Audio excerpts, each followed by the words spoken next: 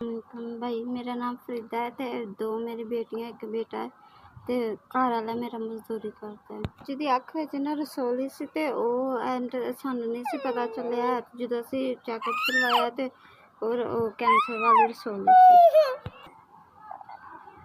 जिहड़ी खब्बी अख है ना यह पत्थर दी है ते उन्होंने जिहड़ी असल वाली कढ़ के ते दूसरी पत्थर दी पाई है।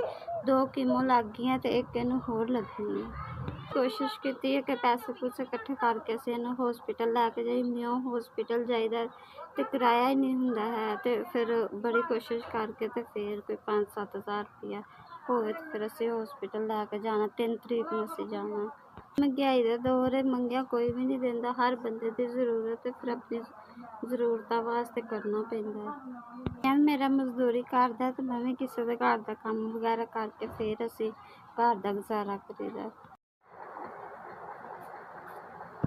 अल्लाह तुहानूं जिंदगी तंदरुस्ती देवे।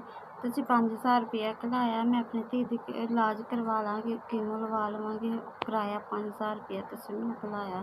अल्लाह तुहानूं सेहत देवे, तंदरुस्ती देवे। तुहानूं तंदरुस्ती दे, सेहत दे। अल्लाह तुहाडे कारोबार च तरक्की करे। तुसीं मेरी बच्ची वास्ते 5,000 रुपया घलाया दवा दारू वास्ते। अल्लाह तुहाडे बच्चों नूं तंदरुस्ती सेहत देवे, लम्मी जिंदगी देवे। जिथे भी रहिंदे हो अल्लाह तुहानूं तरक्कियां दे, अल्लाह तुहानूं कामयाबी देवे।